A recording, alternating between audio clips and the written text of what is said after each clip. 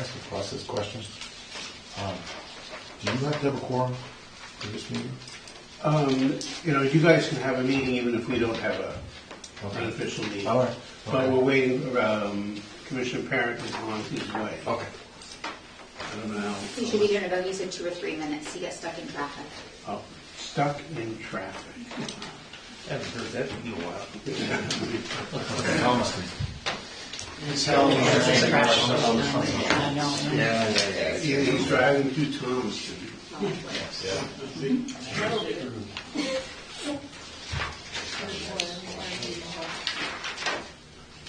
This is a time of day when there is traffic, but they're all leaving Rockland. Yeah. Going back to the peninsulas. Yeah.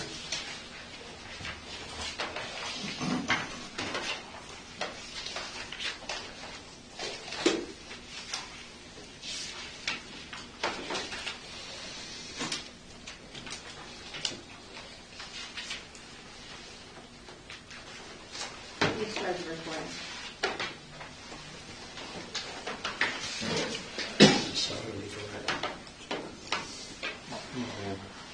Do you want to start?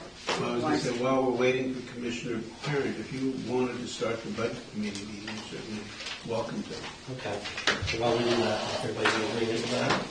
Just missing a member. So, okay, call meeting to order. We start with the Pledge of Allegiance.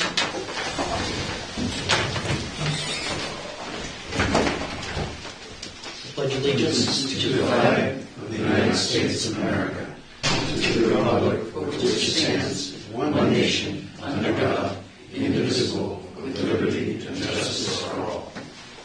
Thank you.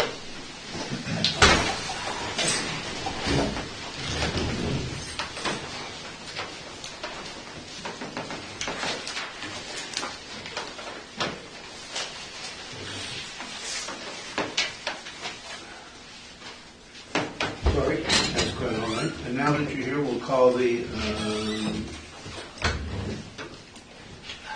Thursday, October 31st, 2024 meeting of the Knox County Commissioners to order. Okay. Next item on the agenda is approve the minutes of December 14th, 2023. Final joint budget committee and commission meeting. Do I have a motion?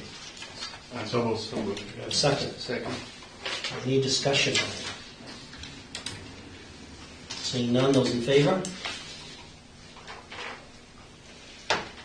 7-0. And for the commission, I will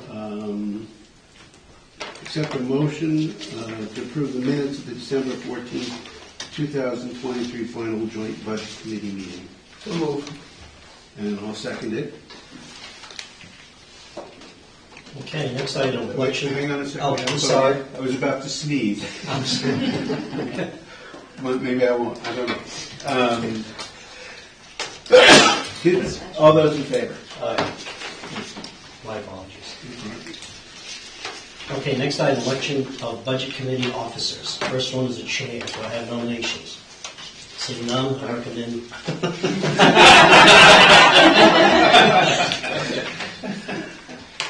I recommend Bob do. First of all, before you do that, would you please, is this your last term? Yes, it is. Is this the end of your term and you're not continuing? Correct. All right. Correct. I had other priorities this summer, so. Okay. Do I have a second? I'll second that. I didn't hear the first. Yeah, you did.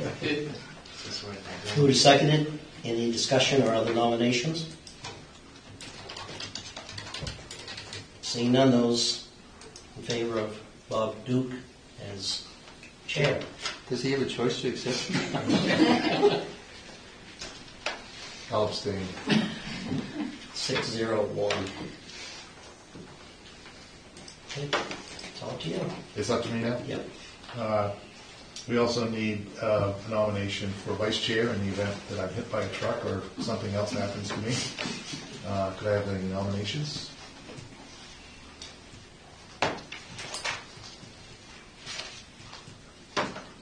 I'll nominate Sean Lavasser.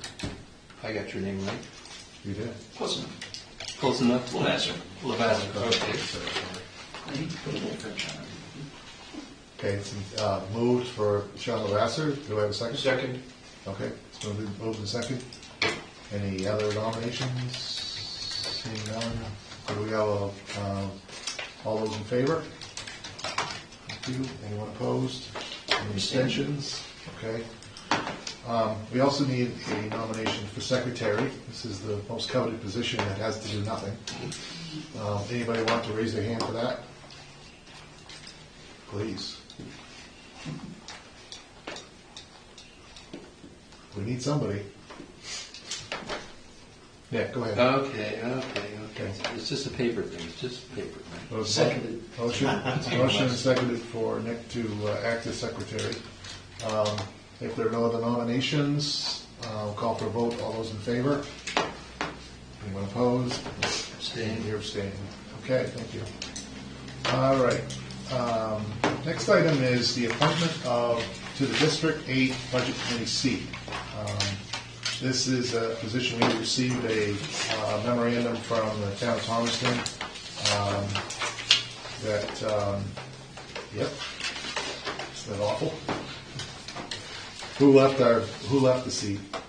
Charles Grover moved away, and he was a great part of our committee, and we need somebody new. The Thomaston Select Board has appointed Douglas Erickson to fill that seat, and Douglas was planning to be here today, but he can't, and he will be here at the next meeting. It would be my suggestion that, since many of you may not know Doug, that we table that decision until the next meeting. There's no harm in it. He's not going to vote anyway, and we just push that to the next meeting. I make a motion, we table that. Second?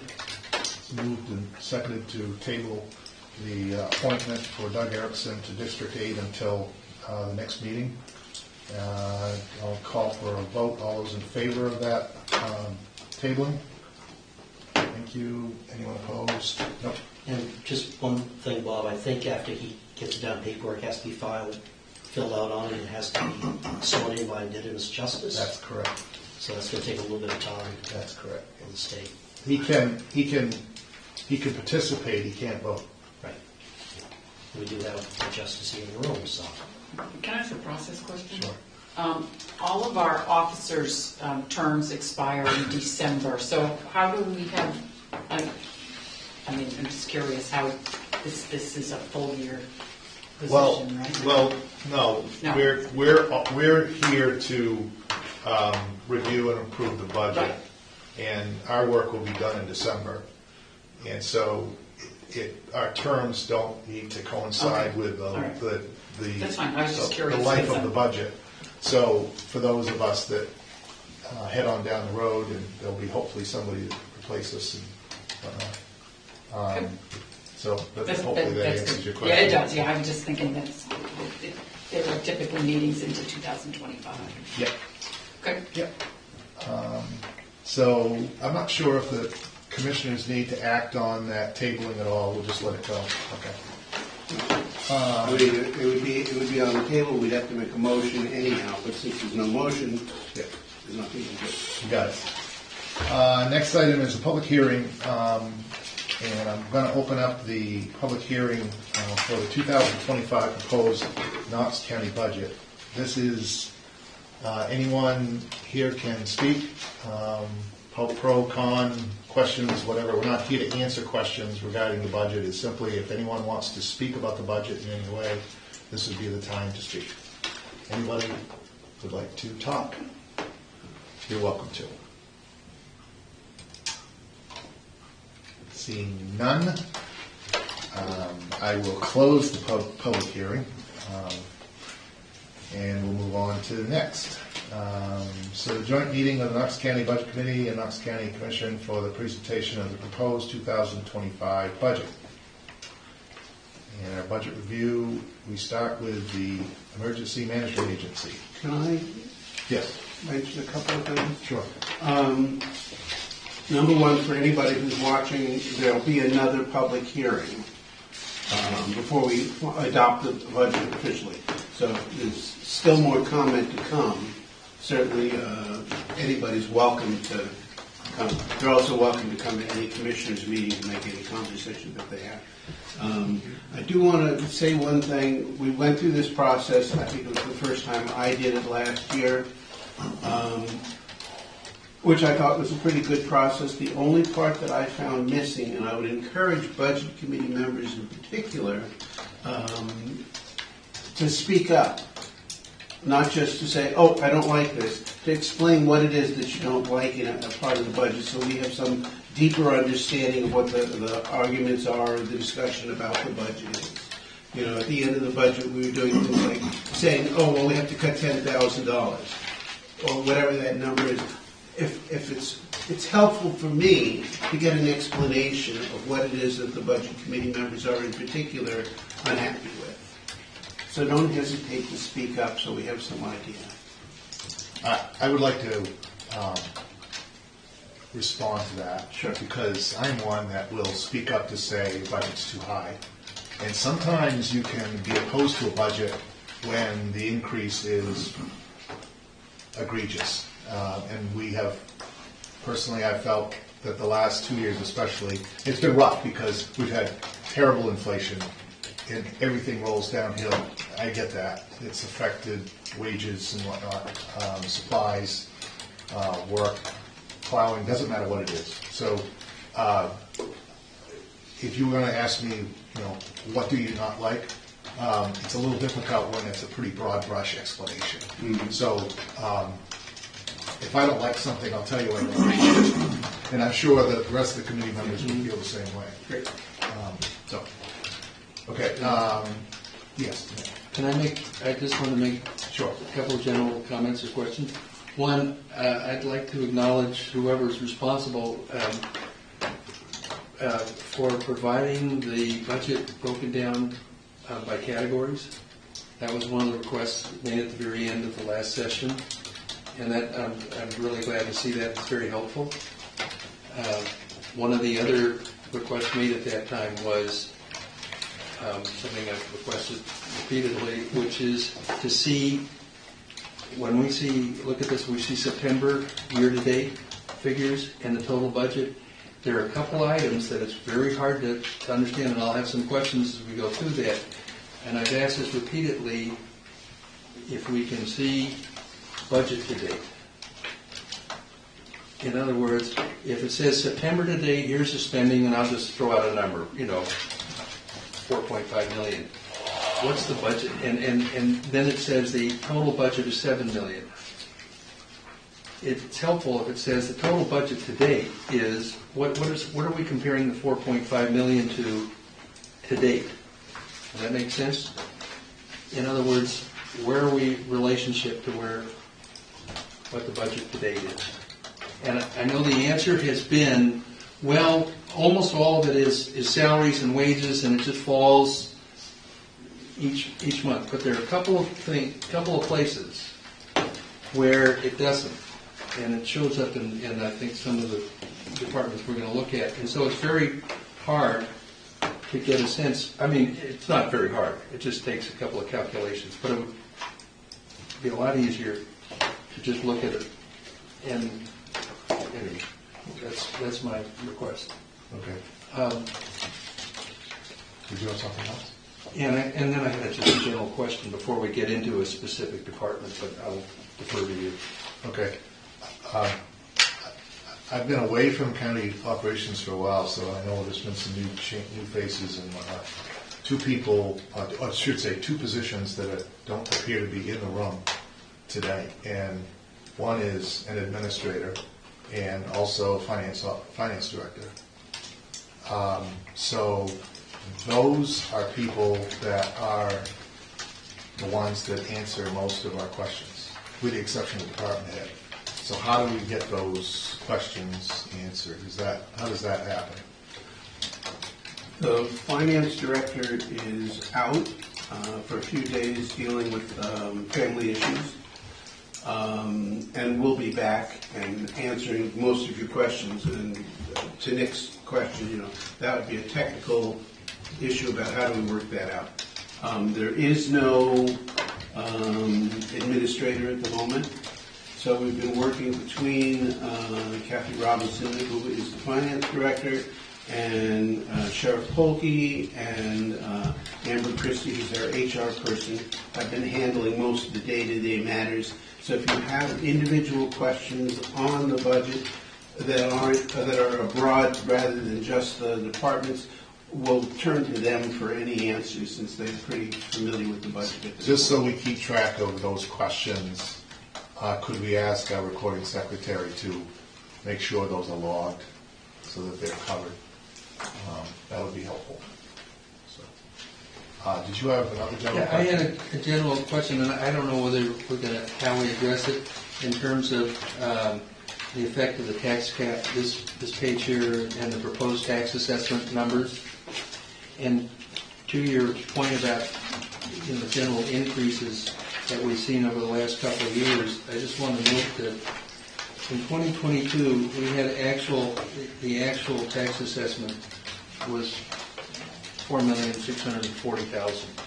It's up over it's at $7,004,000. So in 3 years, we've increased that 50%. And so I'm along with Bob. I'm just I want to be very cognizant of the significant increases that have occurred in this budget. And as Bob said, yes, there's been a lot of inflation and all. But that's a general concern that I have looking at this. Okay. Anybody else have anything to say? Yeah, I mean, I reviewed a lot of budgets in my life.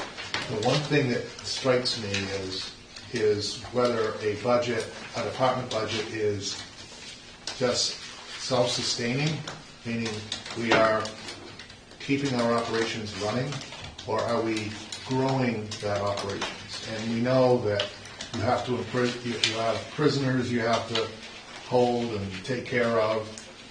There's certain demands that are on that. I wonder how much this is growing departments versus sustaining departments. That's kind of my mantra this year is how do we understand, is this a department that's, keeping things going during tough times, or are we building, kind of a department up? So anyway, I'll stop my preaching. Yes. Yeah, very quickly. Usually at the beginning of this, either the administrator or Kathy would explain an overall for the budget, big picture for the county budget. Are we going to do that this time, or are we going to jump right into any individual? Doesn't appear that was presented. Am I right? We just turn to either, if you'd like to do that, or if you want to wait till Kathy's back to give a general overview of the budget. So if it designated kind of the spokesperson, so Pat Polkey, your sheriff. So in the absence of a county administrator, trying to take on some of these duties, trying to learn some of this process between finance, myself, and HR. There are a lot of things that we're learning are last minute. So one of the things that we've asked the commissioners, which we're presenting to you, is to bring the departmental budgets first, and then give you the overview at the end, largely because there are many things that are still unanswered. The state still has not published final valuations for municipalities. Some of our insurance brokers and other entities, the CBUs or the collective bargaining units, we haven't finished agreements with them either. So there's still a lot of kind of outlying items that could have 1 or 2% impact in one direction or the other. So the thought process was to have the departments come to you first in the first few nights, and then have Kathy give you what we have for final numbers and how that will impact the final decision for final vote. Especially because of some of the personal family stuff that she has going on. It actually has worked out well. Based on, we didn't anticipate a family problem going on, but we had planned this to be the way we hope we presented it to you, and then allow, once the county administrator is on board, to decide how they want future budget meetings to be. But we can give you some broad brush now if you like, but the original intent was to have the departments meet with you, talk about is the number in that department okay, and then as we get the big picture, then kind of pare it down from there in later meetings. I think a big picture would be helpful. I think if you went to the 2025 account summary that talks about various expense categories, it may be helpful for an overview there, so that we, like if insurances are up 19%, let's say, or resignation and terminations are down 18%. I mean, I think knowing an overview of the impacts of the budget that way, rather than by department, and then we can delve into departments, I think would be helpful. I don't think we need to spend an hour on it. But when I look at that page, you know, that's an explanation there would be very helpful. It may help us avoid some questions of individual departments once we have that. I mean, am I off base? Are you guys okay with that, or do you want to do it differently? What page are you finding that on? Page 8. Right there. It's what Nick referred to. So where they break out by total personnel. Yeah, total personnel, by category. contractual, commodities. And if I may make one more point, the budget as submitted is including the communications. If I read it correctly, there's $875,000 of undesignated funds that are being applied to this budget. If I'm reading that correctly. Where it says, on page 7, where it says general fund, undesignated, reduce tax commitment, $200,000. Under corrections, undesignated to reduce tax commitment, $300,000. And then under communications, that they're in red numbers in parentheses. So I just want to point that out, just to make us aware that that's in this budget as submitted. Correct. Yeah. Undesignated from those departments. From those departments, and when I look at and we can get into this for the communications when we get to it, because I didn't see in the undesignated reserves where the communications, and I don't know whether they're drawing it all the way down or not. So when we get to that, we can discuss it. Yep.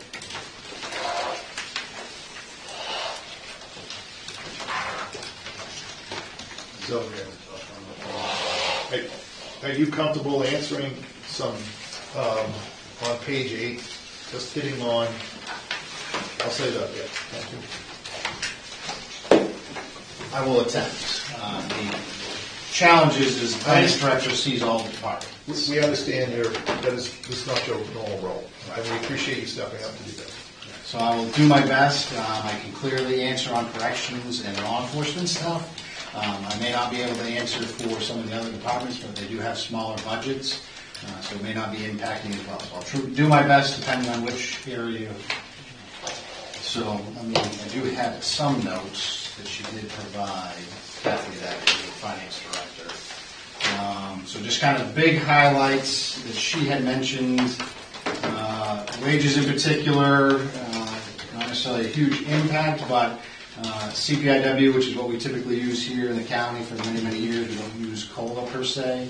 CPIW is at 2.9%.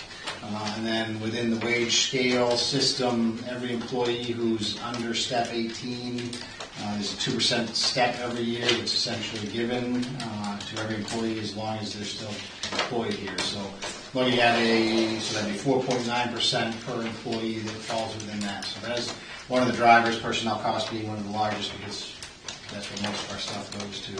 Health insurance is an anticipation of 10% increase in health insurance. There's also anticipated 10% increase on workman's comp insurance. We also are looking at a new state law around family medical leave that requires the county to participate in a certain percentage, but also all the towns must participate. Every employer has to. So that's going to be a 1% impact on us to match everybody's salary with 1% into the Family Medical Leave Act. That's impacting this. We are separating out information technology, so that looks like a huge increase, but it's In listening to the budget committee, you folks in the past, IT drives a lot of our departments. My departments in particular rely heavily on IT. We felt it was important to try to break that out and show you folks where we're actually spending that money versus it's just in the administrative budget. So that's what we're attempting to do with that change, is break it out so that we can see it by program. Within that, one of the challenges we keep facing is the continual mandate of software and hardware technology advancements to stay compliant with things such as criminal justice information systems, proper government records management systems. Those things are, as you mentioned, just the inflation or just the security enhancements are just driving some of these huge costs, but they're also driving the demand of the staff to do the work. We are seeing where we are suffering through sometimes hours or days where staff is attempting to fix major problems, and then the minor problems are delaying work in other departments. So we're asking for a position in IT to help offset that, so we can kind of have a, if you will, a general ticket puncher who just goes out and helps staff deal with their day-to-day stuff, but then we have the emergency crew and manager fixing the things like server failures and so forth within the public safety realm in particular. Communications, let's see, geospatial, not asked for a new position, just reallocating. Discussion was that does geospatial really need to be EMA specific, or is that more IT or administrative? In some of the conversations with the commission, it's been chosen to present to you folks to move that position into administration. The IT idea being to also help with some of the support around the county website and those things, because a lot of those service portals do connect to the towns. That geospatial person has a lot of those connections, so we think it is a good fit. So we're presenting it to you in that fashion. Let's see, communications. We're still working on how do we fix that. We are dealing with staffing challenges still. The good news is we do have a director with a conditional offer that will be coming soon. But we feel that there may be a need for more positions there. What that looks like, we're not sure. We're not presenting that to you in the budget, but it's a discussion we're having. May not be seen until next year's budget. What we did do is we have separated out a supervisor, so we're down to 2 supervisors, but we're creating, again, an information and technologies expert within communications to help deal with tower and radio failures that seem to be happening on a pretty regular basis throughout all of the towns. So that is in here as well. It's not a huge shift, but it is a little bit of a shift. Looking at changing a patrol position into a supervisory position within the sheriff's office. We're experiencing times where supervision is lacking. Promoting a deputy to be a deputy in charge is not always giving them the authority to be a supervisor, so we're asking that we shift one of those positions into a supervisor to allow supervision to be available 24/7 to all the staff. Probate is looking for some increases in hours and positions. Again, this is kind of a trickle down of trying to get staff in. It's harder to get part-time staff than it is full-time staff. So they're asking for a few more hours to try to make up that difference, maybe entice somebody to become more permanent versus continuing chasing people through a part-time process. With that department, I'll get into those details. And then also similarly looking at trying to create kind of a supervisory or administrative supervisor or office manager for the district attorney's office. One of the challenges we're seeing here in this county in particular is the district attorney and the deputy are pulled to the other counties on a regular basis. There's nobody here to kind of lead the team, especially if they're gone for weeks on a big case in a different county. Talking with the other counties, a lot of them already have office managers in a similar fashion to kind of lead that office in the absence of the DA and the deputy DA. So we're presenting a similar thing here, basically incentivizing a position. There would be a selection process, but again, let the department head talk about that, specifically how to manage that. But those are the big highlights of what's kind of driving these costs. The other pieces are loss of funding. So CARES Act money is ending, so the airport is now becoming a cost for us to absorb within the county budget. We also are losing, some of these things are still in flux if you watch any of the federal money side of things, but we also have lost airport security monies. we're hoping that will come back, but again, that's, almost $60,000, $55,000 that we're losing in revenue that we now have to try to absorb. We've lost county corrections money. Congratulations, you reduced your population. We're also going to reduce the amount of money we give you. So we're looking at about a $200,000 loss in revenue from the state for corrections. Just a bunch of little things like that as we make some successes, we're seeing some failures. And like I said, we'll explain as we get each department on some of those things, but those are the highlights that I know. Not going through the list on this side, but just kind of what we knew was impacting what's going on. Yeah, that's helpful. That's helpful, thanks.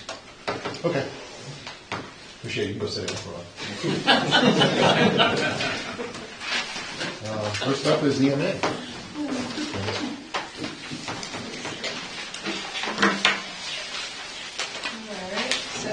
Give us a little 5-minute video first and just explain it. That'd be helpful. No real major changes. Obviously, the big thing he already mentioned of GIS moving out of EMA, which I think is the best for that position because the scope of tasks that that position does has already been for what kind of like outside of EMA, which is starting to pose some issues with grant funding, which has a very direct focus. So where the bulk of those tasks are not EMA related, I definitely think it makes sense to move that position and then hopefully work out better. Well, it was brought into EMA because EMA was the one that Ray was able to get the grant to staff this. Right, and she'd started out as a volunteer too, so she, Yes. yeah.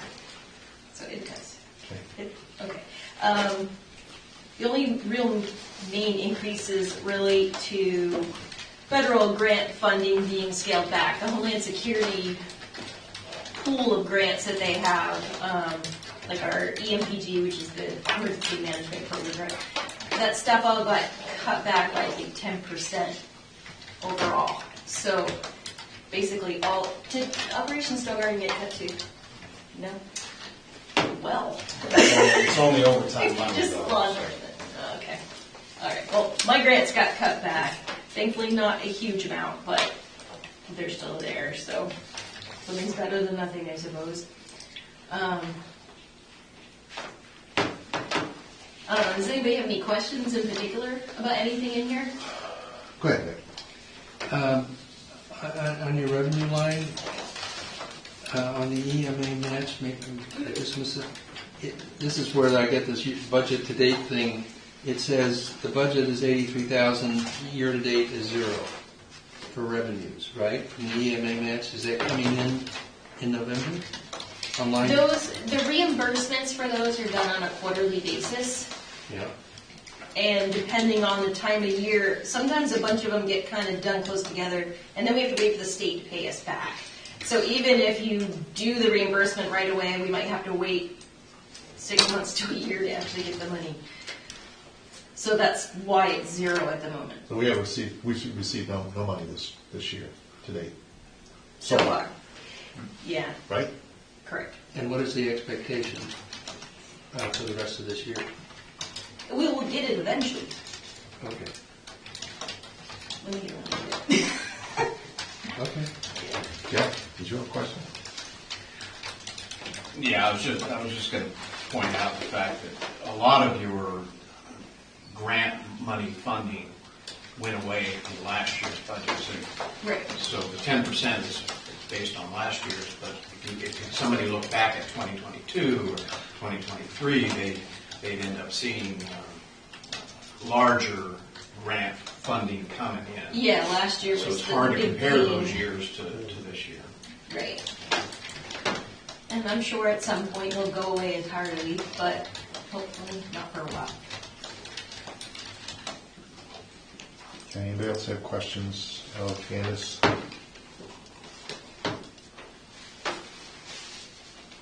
Is it that easy? Because she's down 27%? Is that why? It doesn't hurt my feelings that it's a negative. She took a lot of bullets last year, if I recall. I did. Well, I am going to ask the obvious question then. If you had kept that position instead of transferring it, do you know what that number? How much of your down is that moving over. Yeah, I was thinking about that actually while I was sitting here. I think I we have not it somewhere. seen what that number would be. I It's think in, we have both. it's in administration now, correct? Yes. I don't know, like, if the position didn't move, how much I'd put Right. up, other than seeing what increased a little bit here and there, but, Kathy does have that breakdown. yeah, So I she can- would, yeah.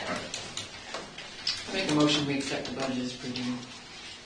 I'll second it. Well, it's a problem, right? It is preliminary, yes. Yeah. Okay, yep. So it's moved and seconded to approve it preliminarily. All right. Any discussion before we vote?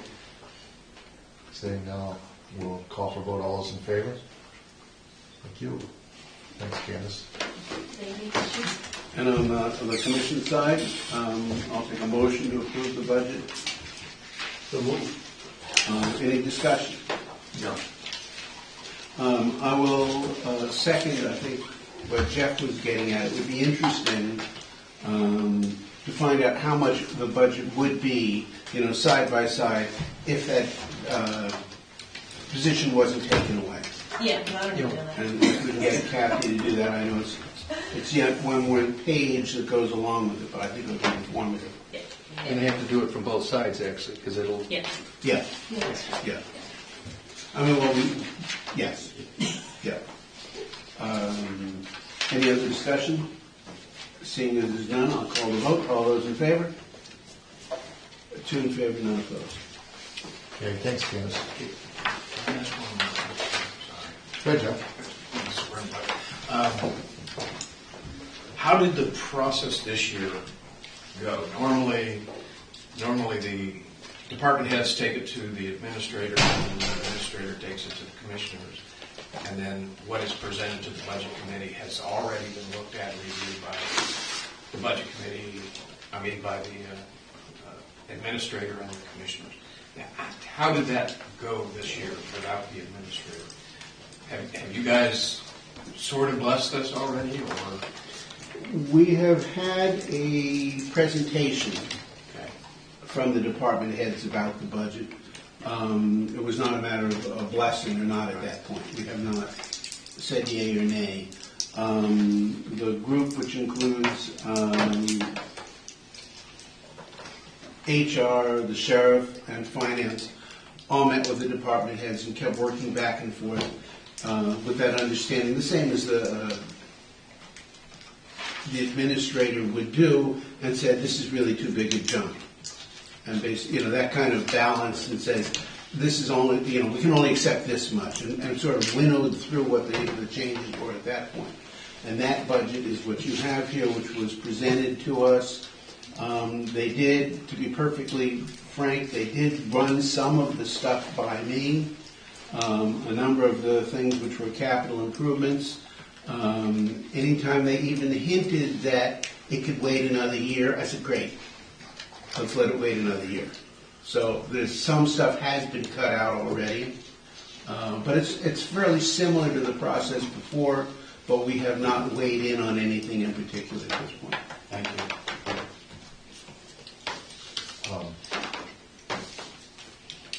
I don't know if anybody can answer this.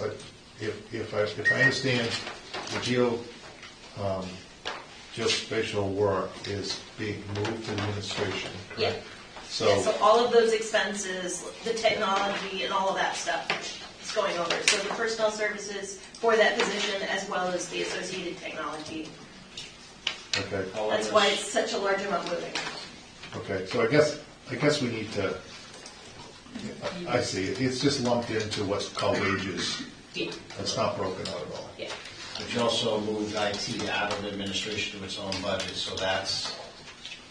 I need to compare that. There's a bunch of shifts, so you're not going to see, even if IT hadn't moved, we would have been able to see a much clearer picture. So it's going to require us to get with Kathy to get you guys that when we come back next Yeah, Thursday. it's hard for us, because most of us are comparison guys, people. It's just, we're used to looking at what last year was, and now the cheese has been moved around a little bit, so. Okay. Next budget item is communications. Mr. Communications. He's here. How you up? Just real quick, I'm going to answer part of Nick's question that he had earlier, what the 375 is. I don't have the bottom line of what is undesignated, but I know that it is taken down a little bit further. Finance and I spoke, and I increased the insurance coverage on our tower equipment, and meeting with the insurance company, it covers basically anything. So if a tower collapses, you guys need to remember, we don't own any of our towers. So if a tower collapses, that's not ours. We only have the equipment, the radio equipment, the microwave dishes, that type of equipment inside the tower sites. We don't own the towers. That falls back onto the tower company to replace. We just lease space on the tower. So I increased the coverage of the equipment. So I know in past years, one of the big things that was always said is, like, I keep money here for a failure. Basically, the insurance company has said that basically any failure is going to be covered, especially where I've increased the equipment. And the price that I increased it was speaking with our radio vendors, and he said, this is what we need to do. This will cover most of your equipment. So it may be taking the undesignated lower than normal, but we are still being covered because of our insurance on the Okay. tower. That's a smart one. So I will speak to that just briefly. So this number should still keep us at the 20% in non-designated. That is the recommendation by the state auditors, that we keep at least 20% in undesignated. And just a refresher that there's the county proper, if you will, and then there's airport, corrections, and communications. So each of those three kind of has their own separate undesignated fund balance. So that's why it's separated out in the sheet. So that's specifically, that 300 something means that if she put 300 something thousand in, meaning Kathy, the HR director, that means that we're still at 20% or should be at 20% in undesignated. So, where I'm a little confused is I'm just looking at the reserves, this sheet. Which page? It's got its own tab, undesignated plus reserves, and maybe I'm missing something. Yep.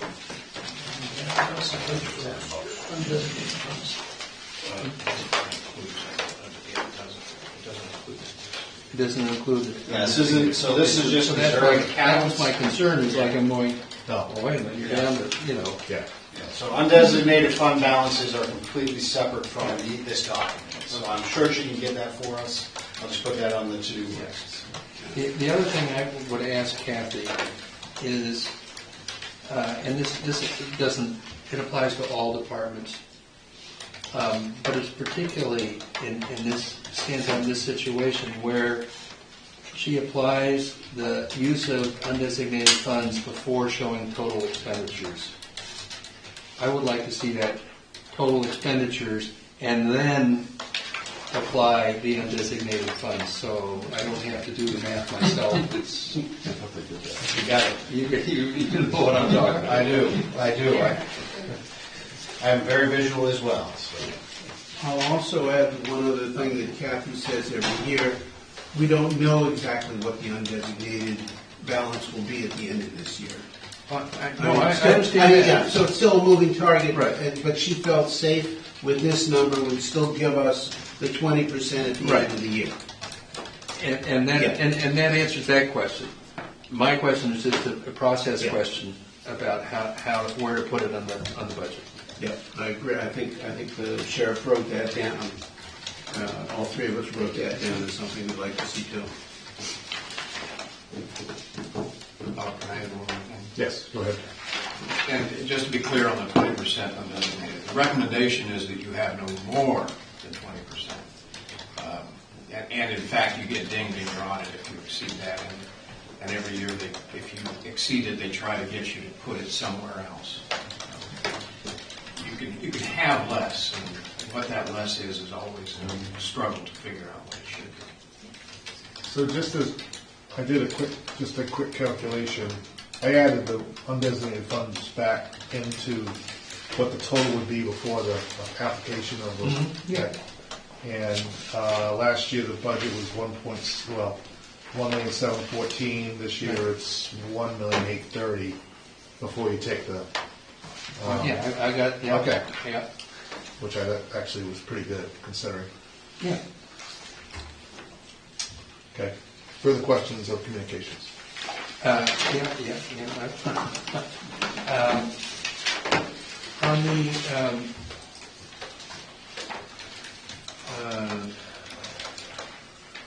the stipends,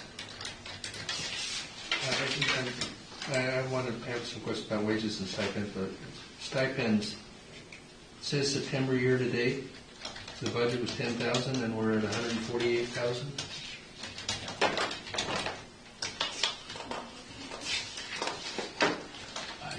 What's a description? Give us a description of stipends.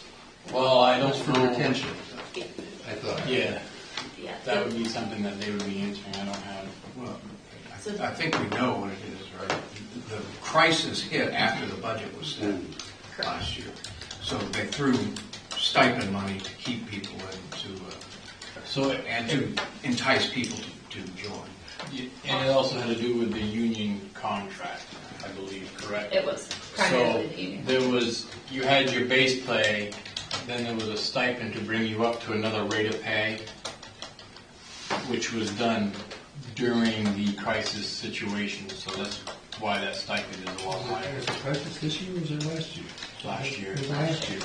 But it's Carried exposed. into- in it's this still budget. carried into this year It's because- exposed in this budget, Okay. in the stipends to keep people. But it was also offset by the salaries. So you go to wages in particular, you see the 900 and something Right, no, budget, I- we're only yeah. at 300 and something. And that was, the previous administration put the money in wages, hoping that the contract was going to be ratified, but it was not ratified until later this year. So it was drawn out of stipends versus wages because we've learned a lesson, you can't just give people money without the union saying you can give it to them. Okay.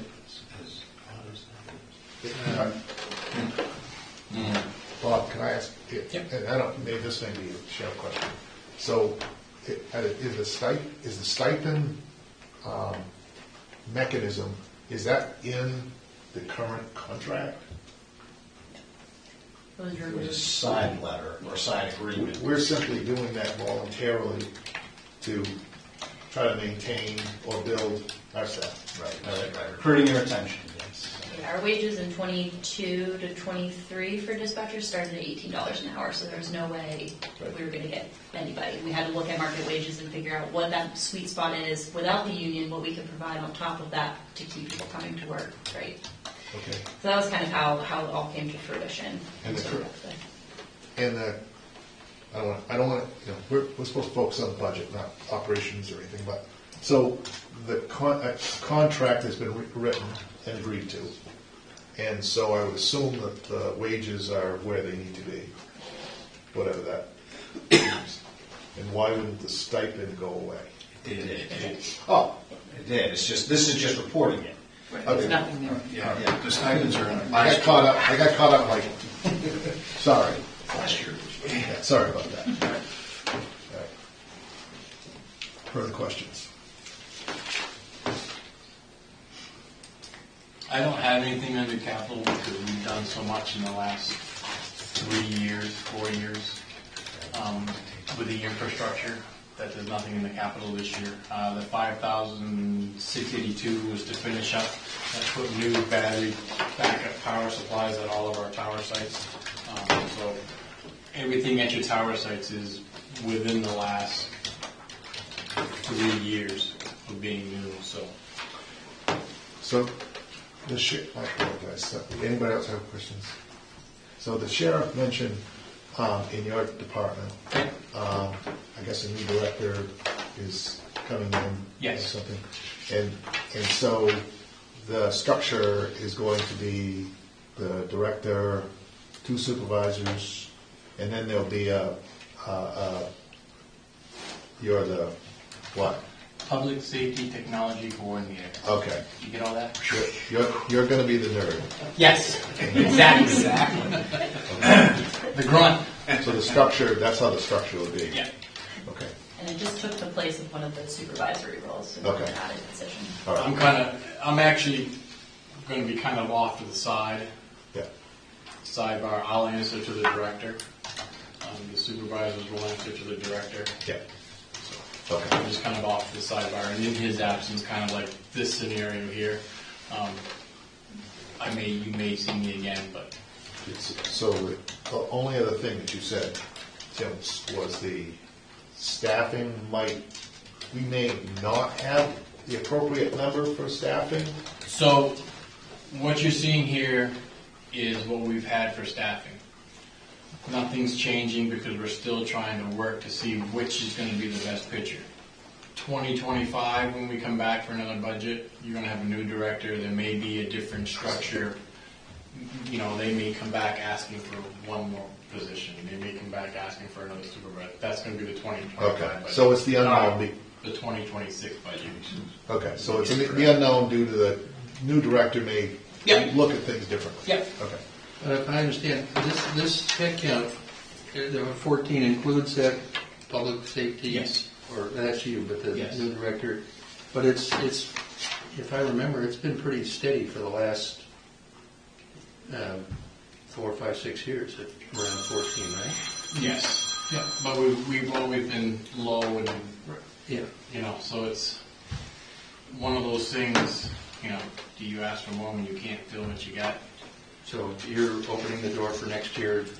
I'm new just saying a new Fire director may come back and say, may yes, come back okay, and got say it. new things. I can't answer. I won't answer for him. But with the structure, there is some meetings going on as far as strategy for the future. So Thank you. So within the overtime number, which is obviously up 50%, is that additional $50,000 related to a cushion, if you will, not just maybe being short-staffed, but are we kind of planning for a possible needing an extra person? I mean, no, is our staff level stay I think static? that's actually probably so the budget won't go in a line going into the red as much. Okay.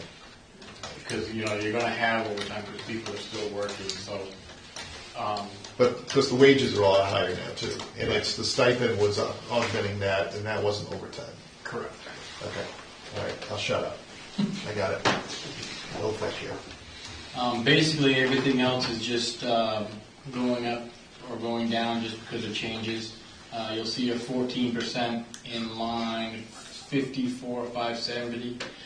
Miraculously, I got a new printer with a new contract, and the monthly price rental went down.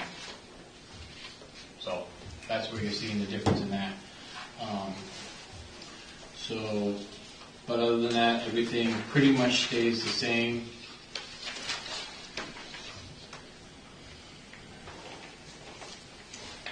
Yeah, everything pretty much just stays the same because it's just an operating budget.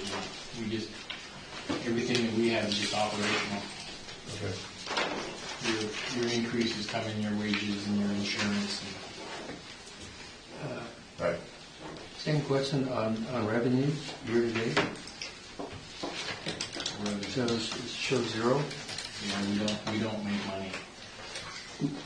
Oh, that's, okay. Well, but you have a budget there, it shows a budget, a revenue budget line for 2024 of $1.7 million. So Am I misreading that? So the, Oh, that's right. Sorry. I was gonna say, 'cause just to answer some of that, Bad. to answer some of that, so the towns This is a different typically don't, department, I understand. the towns typically don't pay the county till the end of the year. So this is the time of year we start getting that revenue. Okay. I don't know about the state, that the E911 service, that comes from the state. My assumption is they also don't pay us till the new fiscal year for them, which is 1 October. So we probably will be getting the check soon, but Okay. Thank without you. the finance director here, I'm just guessing. Right. It's a pretty educated guess, but I know No, I how understand. those two entities work. The towns don't pay us till now anyway. Cash flow. And then the state probably isn't paying us till the end of the year either. So. Okay. Yes, go ahead. Yeah, John. on that, would changing the county's fiscal year from January to December to July to June help out on that and some of the other questions we have right now where we don't know the number because nobody's gotten up to it because it's not the end of the year yet? My personal opinion before sitting through this process this year would have been yes. After having sat through this process and seeing what the county has to go through from all departments' perspectives, I think it's right where it needs to be. Okay. Just because if we get too far ahead, then we'd be waiting even longer to get those paychecks. So, because we're a calendar year, we're picking up the money in November to roll into a January 1 versus picking it up in July 1. Anyone else have questions in communication? Motion we accept the budget as presented. Second. Okay, moved and seconded to preliminary. Preliminary, excuse me. That's okay. All right. Everyone assumes. Yeah. Any other discussion? Okay, I'll call for a vote. All those in favor? Anyone opposed? Apparently it's approved. Thank you, Bob. Thank you. Your explanations were hang good. on. Oh, I'm sorry. Please, And then on the commission side, I'll take a motion to approve the budget as presented. Any discussion? I have a couple of things. One is about the talk about changing the number of employees in the future. Some of that, for anybody who doesn't know, they're discussing, we're down to the number of people we have. You know, we've been down for a number of years. The question is, just saying, oh, we need more people isn't going to get us those people. So there's some discussion about changing what those job responsibilities are, what the training is required, how those people fit in the system. What we're doing right now is obviously not really working. And this is a problem around the state because they're all doing the same thing. So the question is, are there other models that we could adopt? And one of the reasons we're turning towards a new director is to say, as a new director, are there other ideas that you have seen elsewhere that will help us? So the discussion is an ongoing discussion. It may not mean more people, may not mean a lot more money, because it may mean changing where people fit in the system. So we're hopeful that whether we can, over the course of this year, if we can find more people to do exactly what we're doing, that's great. If we can't, we may need to change what we're doing, not necessarily adding more people in the sense of, oh, well, we have 14 people, we now need 18 who are doing the same thing because we can't fill those spots. So we're going to work on that, I think. The other question I had was you talked about capital not spending anything. We had a piece of equipment fail recently, or what happened there, and is that a matter of we should need money for that at some point? All pieces of equipment. Well, we stopped answering phones for an hour. Oh, that was something in the network in the building. It had nothing to do with with the communications actual equipment. There was something in the network went down, which blocked landline phones. The 911 phones stayed up and running. There was no issues with the 911 phone. The decision was made to have Waldo answer them because we had no way of communicating with our first responders, and because it took down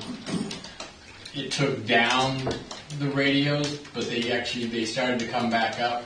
But I decided to do it because I wanted to make sure things were stable and not get somebody out there in a crucial, law enforcement out on a big call and lose communications with them again right in the middle of something. So I deemed it an emergency to get things shifted over to Waldo until we got this fixed. But it was a network issue. It had nothing to do with the communications equipment in the south. So this isn't something that we need to put money into to fix that? Because at this point, we really don't know what caused it. Oh, that's nice. Because no errors were thrown on the radio equipment when we looked at the logs, and then ITs looked at their logs, and there was no errors thrown to lead us in a direction to look at. So, welcome to the world of technology and computers. But as far as what you're asking for, no, there would be nothing because all of our equipment is brand spanking new. So if something failed on our equipment, it would be covered. Just like I had a breaker trip on Ragged the other day, and the crew had to go up and redo it, but because their equipment's all new, we're just paying the maintenance to get them up there. So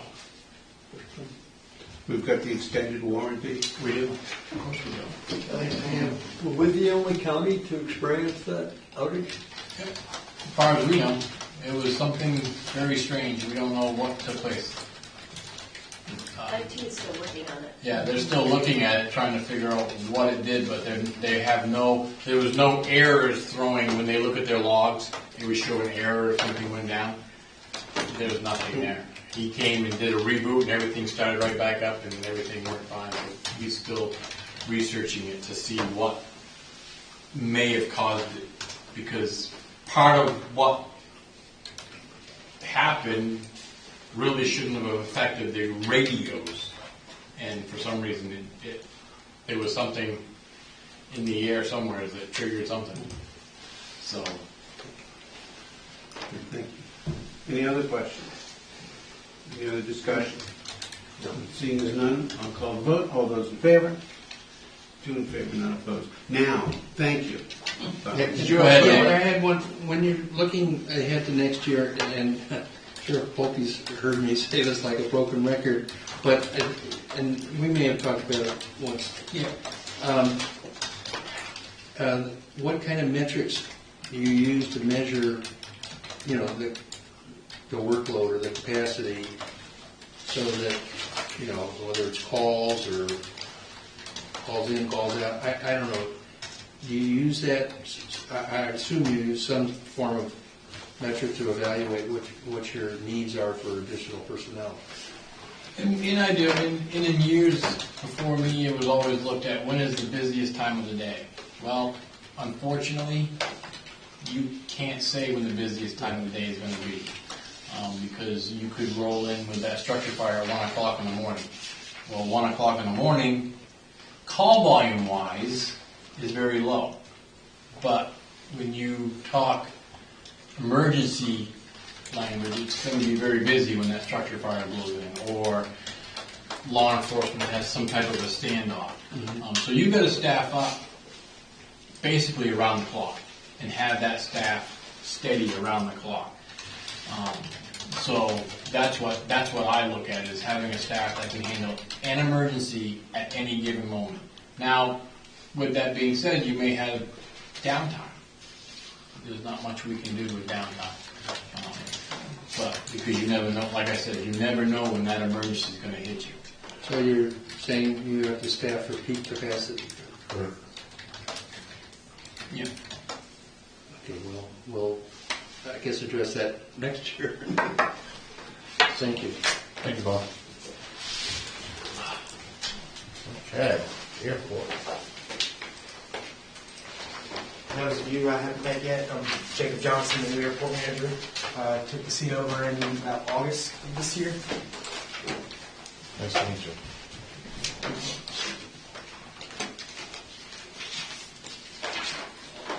We're going to do airport first. So if you want to just do a quick overview. Pretty helpful. So the CARES Act money that we've had, the timeline is that is ending shortly. All the CARES Act money has been spent.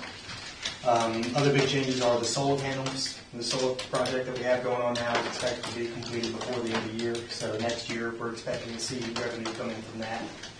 The solar panels, the way I understand it, the power goes to CNP, the power company, and they provide us with credit to our account, which then when we bill the hangar owners and things like that, the power bill, that's how we turn that back into revenue for us. Let's see, we have the new PIA terminal hangar has been finalized, the open house, we completed everything, we're fully moved in. So now that that new hangar is there, we're expecting to see kind of an uptick in PIA flights, which in turn will see more revenue towards the airport. Cape Air, we're expecting to see more flights out through Cape Air as well. There's been a steady incline in the demand for aviation just nationally, so we're expecting to see an increase with that as well. Other than that, don't believe there are any other major changes.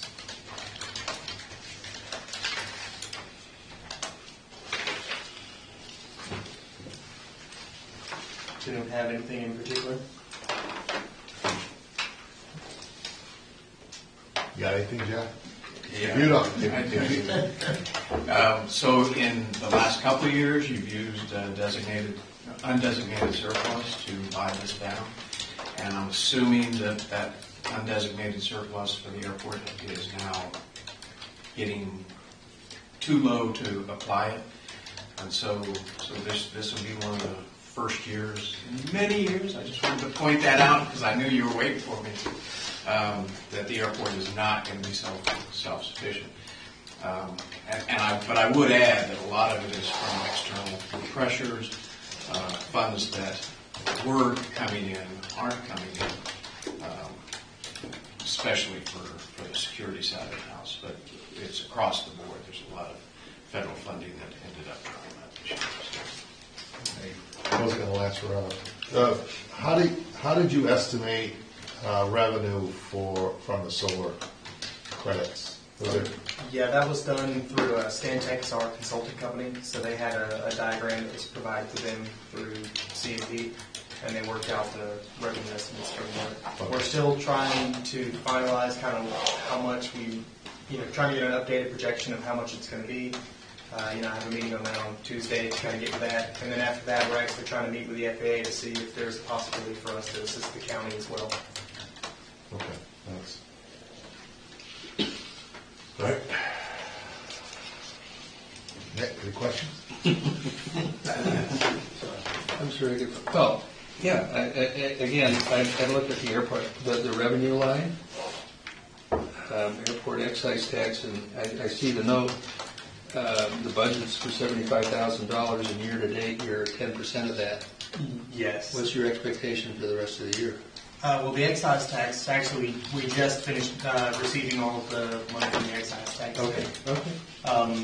I have to wait until all the totals are counted to give you an expectation, but I think this year there was a pretty significant bill that was issued out this year that we didn't have last year. So that's, I want to say, an extra $40,000 that we did not have last year that we are going to see this year, and we received that check yesterday, I believe. Okay. Thank you.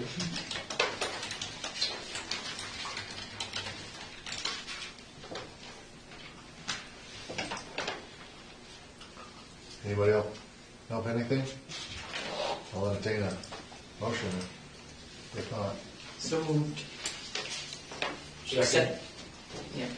Moved and seconded to vote preliminarily. Say that one fast. Preliminarily accept the number as presented. Airport budget as presented. No discussion. I'll call for vote. All those in favor? All those opposed? I'll abstain. You're going to abstain? Okay.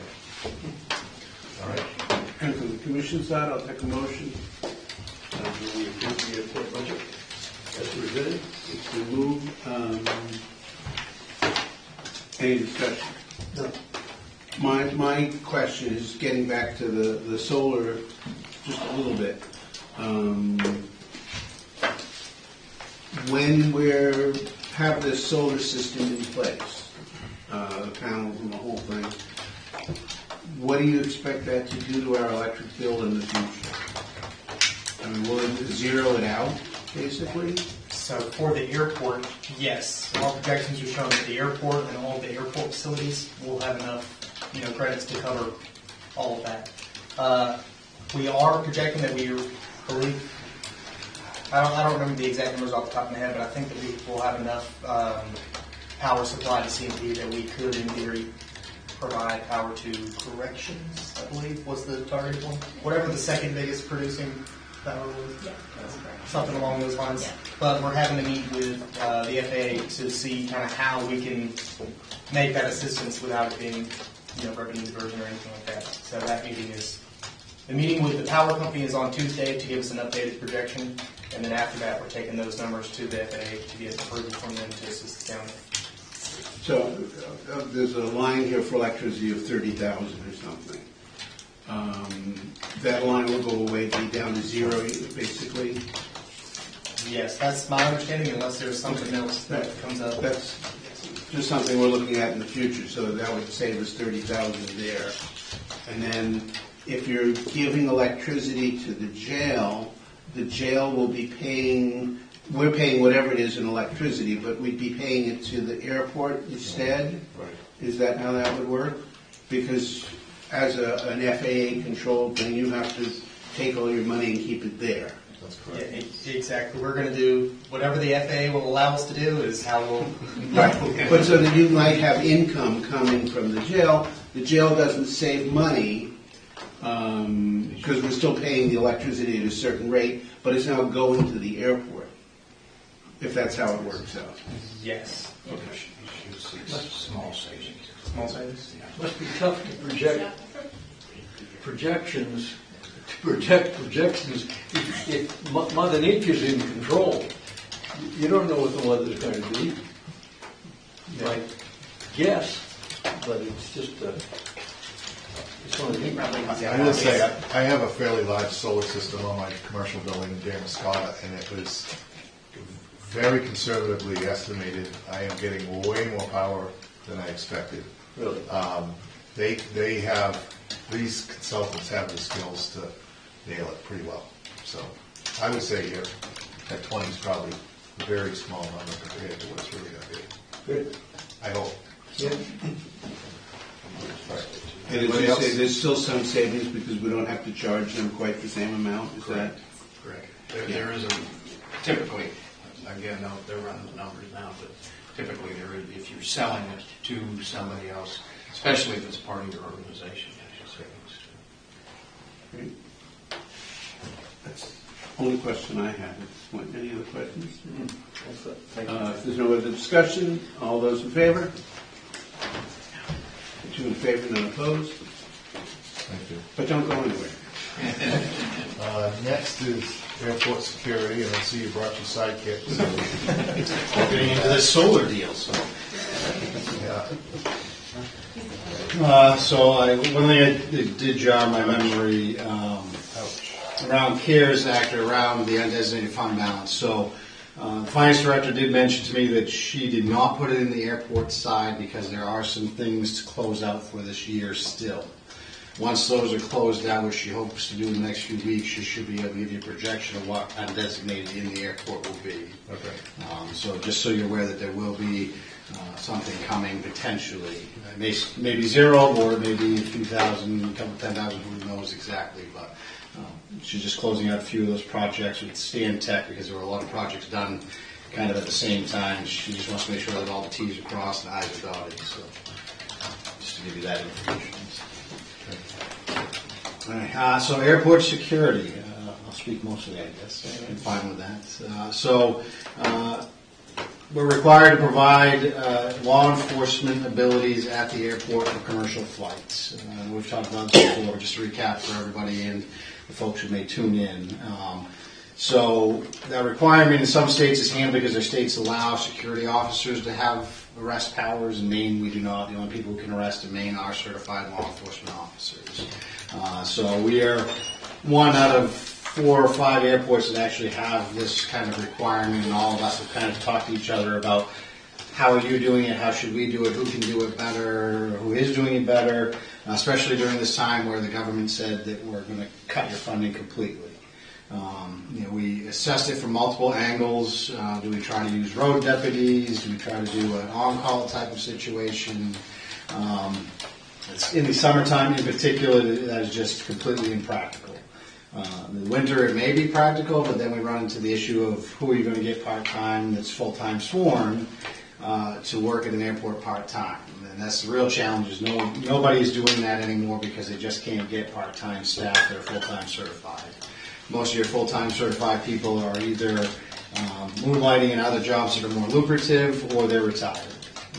So it's been a challenge. Hancock in particular, neighbors kind of the east and north were using part-timers, but they ran into the same problem. They actually use full-time staff now because they're having a hard time. Augusta PD, or the airport of Augusta, got away with it, sort of. They now have the Capitol Police doing it because it's a state airport. Augusta PD was glad to learn that it was a state airport, not an Augusta airport, so they were able to give up that mission to the Capitol Police, which has a full-time force of doing all the state properties anyway, so they just kind of took it on. So anyway, we assessed it multiple ways and essentially came to the conclusion that it's best just to keep it as is. That it would cost us more in some fashion, or we would just be shifting the cost to another budget. So like I said, if we were using road deputies, we'd just shift the cost from an airport security budget to a patrol budget, which, same idea, he would still have to pay the sheriff to provide the service to make sure that the pools of money stay separate, kind of like the solar thing. So for ease of everything, we found it was easier just to present to you folks the same budget as we've always done it. There is discussion at the federal legislative level to bring the money back. When that will be, we don't know. What that will be, how much it will be, we don't know. If some of you remember, I know Mr. Duke, you remember in particular, at one point this was fully paid for. The government said 9/11 has happened, here's all the money in the world, put security at your airports. And then they, maybe not so gently, metered that down to the point where this spring or late winter said, hey, in a month you're out of money. We're stopping it completely. So this budget in particular is going to be over. There are many lines that are already over because of that revenue loss. We are trying to absorb those in some fashion by cutting time down, adjusting the schedule, doing different things. So as far as year to date, that is shifting. We're still trying to make sure that we're getting there. We do have the plan to try to ask the commissioner for some undesignated fund if we have to make up that difference if it does get into the red too far. But for this budget, what we're presenting to you, that takes all that into account. Overall, it's not too bad. Personnel costs are the biggest piece of this. The other piece is, as we were assessing this, we realized there were some things that were coming out of the sheriff's patrol budget that were not being billed to the airport that should have, and vice versa. There may have been some things that were being billed to the airport that shouldn't have. So we've cleaned all that up as well. So this budget, like I said, most of this is personnel cost. When you look at the kind of operation controllable things, we were able to reduce most of those.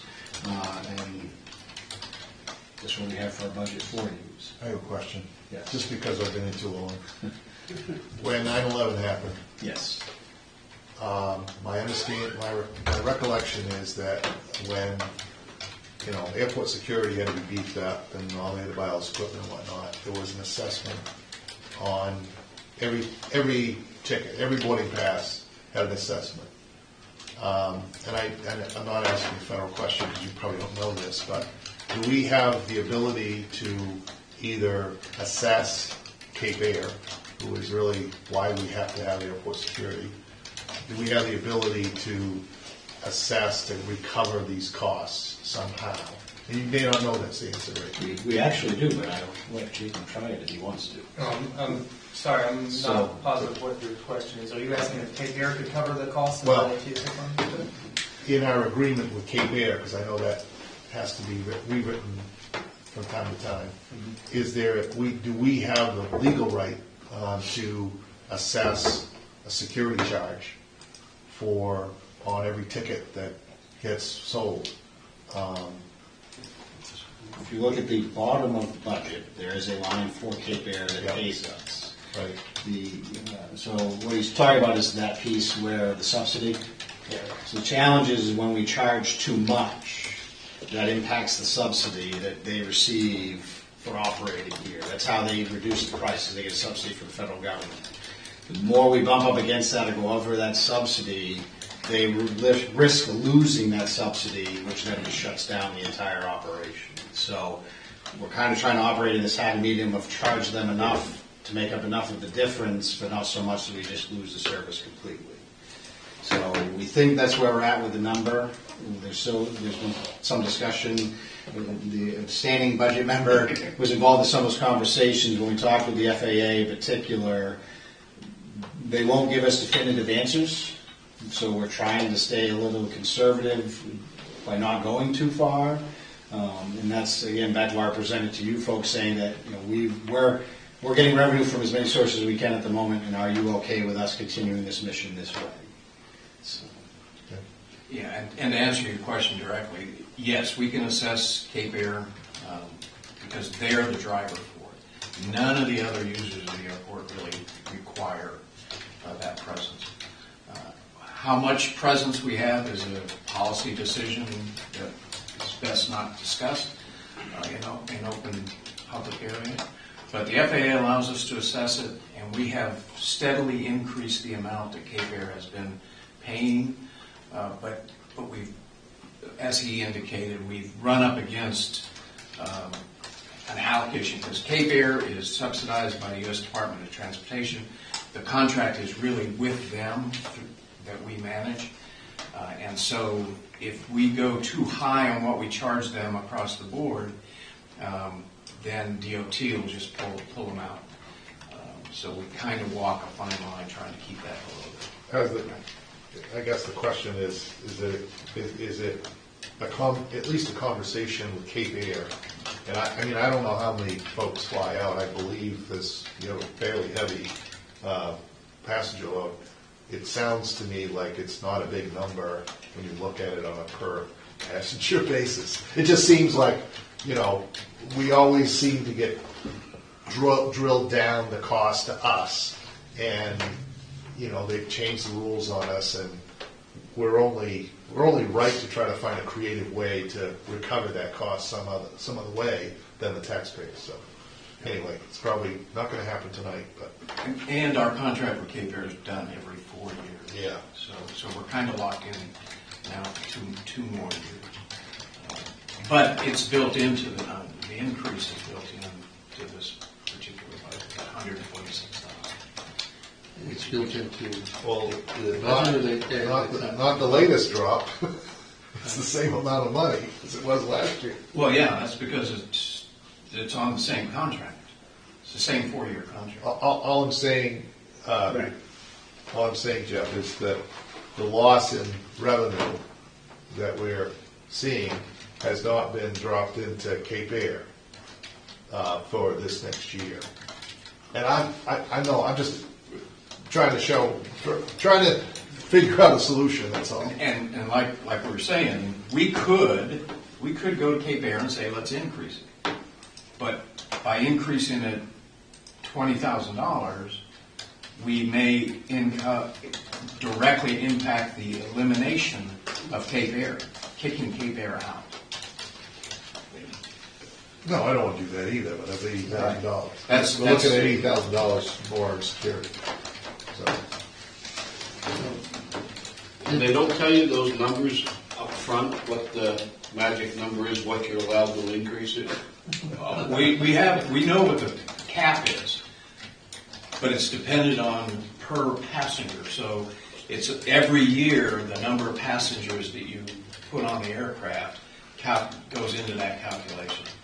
And technically, right now, we're above that cap. And we were last year as well.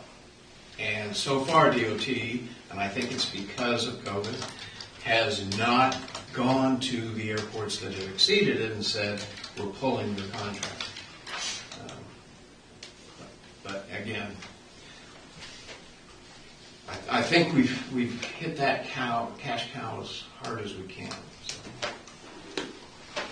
So this is required by the feds, right? It's required by the So yes. it is now just an unfunded mandate. Exactly. That's exactly what it is. Along with any of What's funded is funded by the taxpayers, not the those. Yeah. if we agree to that. Right. Yeah. So, okay. Anything else on airport securities? Want to make a motion? I make a motion that we, that we accept the budget preliminarily as presented. Second. It's been moved and seconded. Discussion? Want to vote? Okay. All those in favor?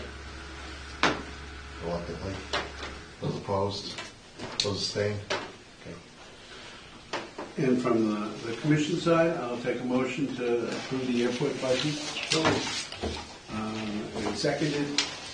Any questions for the combined forces that are facing us? Nope, I think we've had all the questions answered so far. I think the only comment I would make is you're talking about over the next year expecting there to be more passengers flying on Cape Air. Which would mean, getting to your point, that number where we're at the cap would slowly start coming down, where in future years we might be able to raise that number up, because now we know that we're still safe on that number. But until we see that change, we're borderline at that point. Correct. Yeah. So hopefully we do continue to see people. Let me make this is a great place to fly to. If I may, I'll put in my plug of reach out to your federal representatives and encourage them to pass the bill to fund it again. There is a bill on the floor, last I knew was at the Senate level, to refund the airport security piece. So, And that's refunded, not refunded. correct. And not going to pay us for the past. Correct. If there's nothing else, I'll call for the vote. All those in favor, 2 in favor, none opposed. Thank you both very much for your work on this. I know that figuring this out has taken a lot of spare time. So thank you. That's the last department to review tonight. Before we adjourn, I want to mention that there are 4 of us on the budget committee that their terms are expiring. Nick, Sean, Roger, and myself. Oh, you too? Lord. Oh, there you are, over there. Geez, I see you. So if you don't intend to get written in or something, it would be wise to kind of scout around and find your worst enemy and ask them to offer to serve. I'm just kidding. It's a great exercise in public service. So just a reminder for those of you, so you know that your term is expiring. Our next meeting, if I have this right, is November 7th, next week on Thursday at 5, and we're taking up Knox Clinic, probate deeds, restorative justice, district attorney, sheriff patrol, and sheriff corrections. So if you guys want to do a little homework, look into that real deep and get a bunch of questions together. Without further ado, I'll ask for a motion to adjourn. Can I make a comment? I would just like to acknowledge the sheriff for all the extra work you've been doing. Amen. Put your fingers in all the various holes in the bag. Yes. I'd add that to our new HR person who has been definitely working outside of her, I think. Yes. Job. Thank you. Okay. Motion? Motion? So moved. Second? All in favor? Okay, we're adjourned. And on the commission side, if there's nothing else, we do have, as you said, a joint meeting on November 7th. That's okay. And if there's nothing else, I'll take a motion to adjourn. All those in favor? All right. Guys, have a good night. Thank you. The passing it on to Cape Air, it's the same balancing act you do with your floor cover. How much of this do I pass on to each customer? How much do I eat? And